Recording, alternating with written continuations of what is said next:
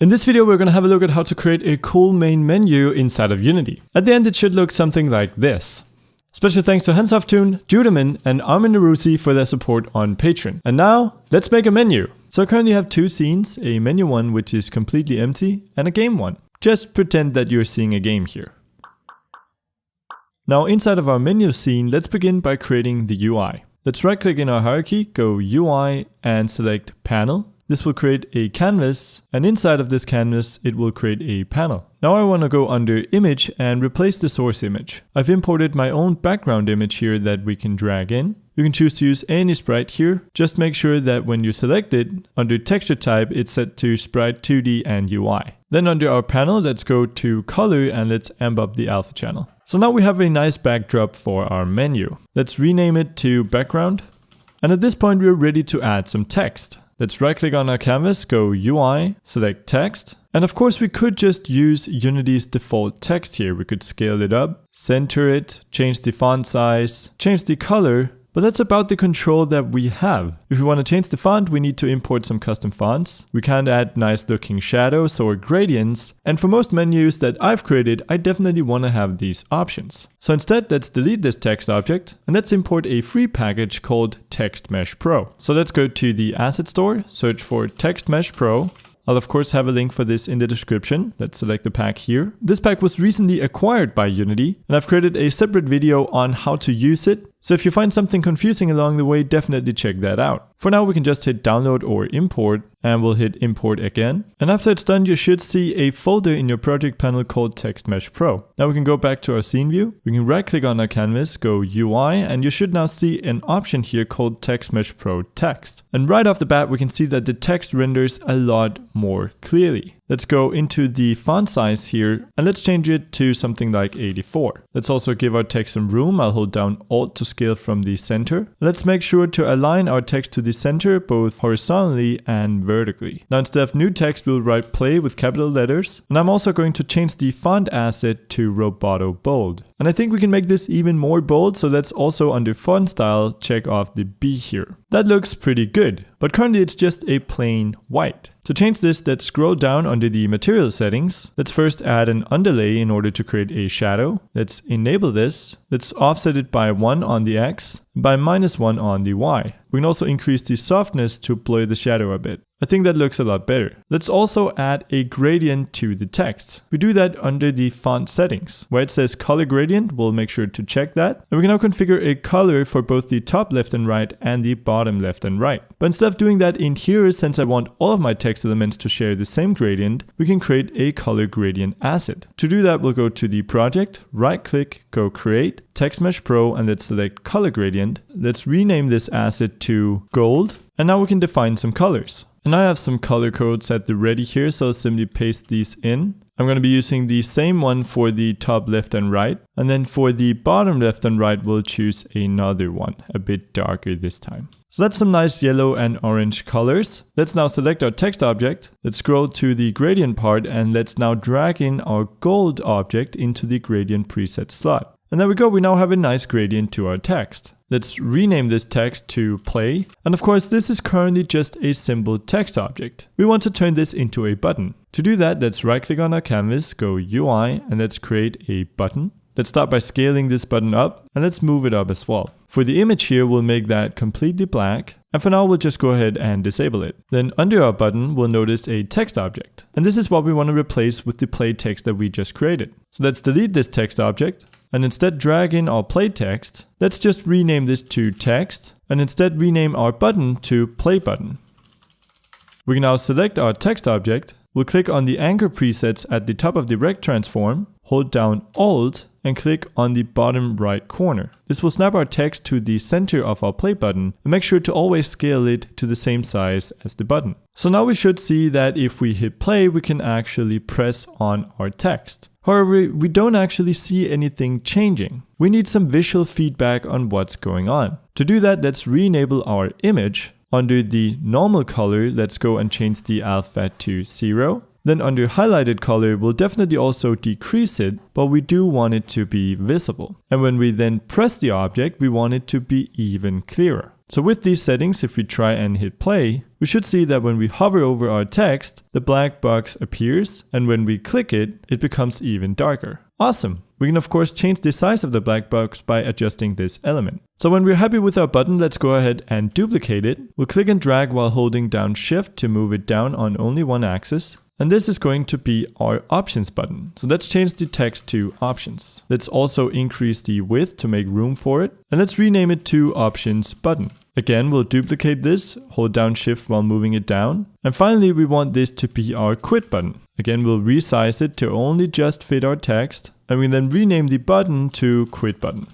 Awesome, so if we now hit play, we should see that we're able to select 3 different buttons, and that you can also use your keyboard to change between them. Of course, our buttons currently don't do anything. Our play button should load the next scene, our quit button should close the game, and our options button should lead to another menu. Let's start by creating this menu. To do that, let's go to our canvas, let's right click and create an empty. We'll rename this to our main menu. Let's also just size it up a bit. This is going to contain all of our main menu elements. So we can select all of our buttons and drag them under our main menu object. Let's then duplicate this object and let's rename this one to Options Menu.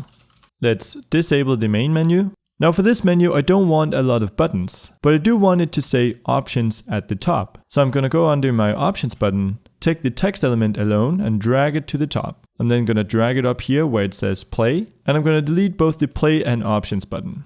The Quit button we can turn into a back button. Let's call it back button and change the text to back. I'll also decrease the text size to something like 50 and we'll then resize it to fit. And now we have some room where we can add our settings. I'm just going to show you how to add a simple slider. We'll right click on our options menu, go UI and select slider. Let's definitely make this wider and a bit taller. Let's go into the slider, find the handle and let's disable the image component. We can then select our background and make this a neutral black. Let's also decrease the alpha to not make it stand out too much. Finally, we can go under fill area and select fill. And let's use the color picker here to get a nice color from our text. Now we should see if we hit play that we're able to adjust our slider to anything that we'd like. Let's also add a tiny text element telling what the slider does. To do that, let's duplicate our text. Let's move this on top of the slider. Let's rename this to volume.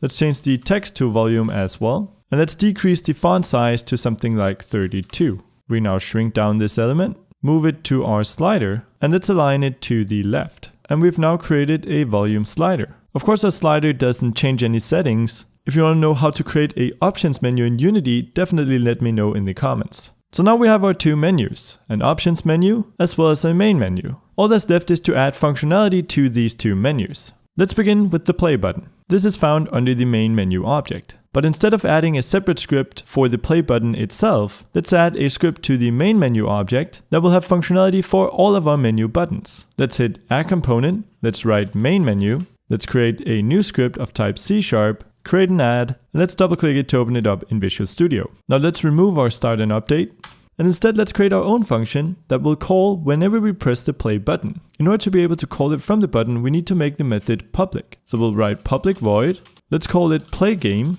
and inside this method we'll simply load the next level. Whenever we want to change scenes in Unity, we need to be using Unity Engine.scene management.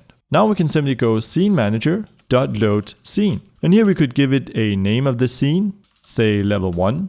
We could also give it a build index, say 1. But instead of loading a particular level, let's simply load the next level in the queue. To do that, we get the index of our currently loaded level. So scene manager.getActiveScene.buildIndex, and we simply increase it by 1, so +1. If we now save this and go into Unity, we of course need to make sure that we add our scenes to the queue. To do that, we go File, Build Settings, and here we have all the scenes in our build. First, we want to add our menu, so that has an index of 0, and we'll then add our game, which has an index of 1. Now the last thing we need to do is simply hook up our play button to the function that we just created. To do that, let's select the button. Let's scroll down to where it says on click. This is a Unity event. We can add an action to this event by hitting the plus button. We need to select an object. That will be our main menu. So let's drag that in there. Now we can go and find our main menu script. And under here, we've created a function called play game. And now if we play our game and press on the play button, it loads the next scene, which is our game. Even though currently maybe our menu is more fun.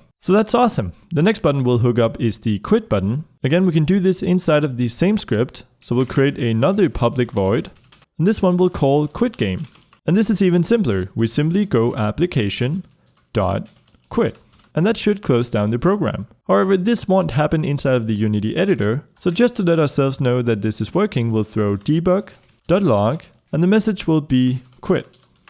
Again, let's go into Unity. Let's select our quit button. Let's scroll down to the onClick event. Let's add an action. Again, we want to reference our main menu, and the function that we want to call is under main menu, and it's called quit game. And again, if we hit play and select quit, we can now see the quit message displayed in the console. And I promise you that if you build this and try and do the same thing, it will close down the program. Now the last button that's left is our options button. That's because we don't want this to load another scene or quit the program. We simply want this to change to another menu. And we have that menu available right here, it's just disabled. So we don't actually need to do any programming. We simply select our options button, scroll down to the onClick event, add an action, and here we can simply reference our options menu directly. Then as the function, we'll go under game object and we'll choose the set active function. This is a really awesome part of the Unity UI events. The fact that we can call functions on Unity components. And then we can choose whether or not we want the game object to be enabled. And in this case, we do. But we also need to disable our main menu. So we'll just add another action. This time we'll reference our main menu. We'll again go under game object, choose set active, and this time we want it to be false. So if we now play the game and select our options, we can see that our main menu gets disabled and our options menu gets enabled. And here we are in our options menu. Of course, we also need to be able to transition back using the back button. To do that, we'll go under the options menu, select our back button, add an action, and here we want to reference our main menu, go under game object, you guessed it, we'll select set active, and we'll set that to true. And then we want to disable our options menu, so we'll add another action, drag in the options menu, go game object, set active, and this time false. And that completes our menu. We can go quit in order to quit the game. We can go options in order to go into our options menu and adjust our volume. We can select back, and then we can press play, and it puts us into the game. Yay! That's pretty much it for this video. If you enjoyed it, make sure to subscribe so you don't miss a future one. Also, if you like the videos in general, I suggest checking out our Patreon page. Patreon is a way for you to donate a monthly amount of your choosing, and you can cancel it at any time. It's what keeps this channel going. On that, thanks for watching, and I will see you in the next video. Thanks to all of the awesome Patreon supporters who donated in October, and a special thanks to Dudeman, Armin, Hansoftune, Cole Cabral, Superman the Great, James P, Thomas Vorley, Cyborg Mummy, Jason Latito, Derek Heemskirk, Fatal Marify, Manolis, Nick Lang, Aaron, Robert Bund, and Peter Locke. You guys rock!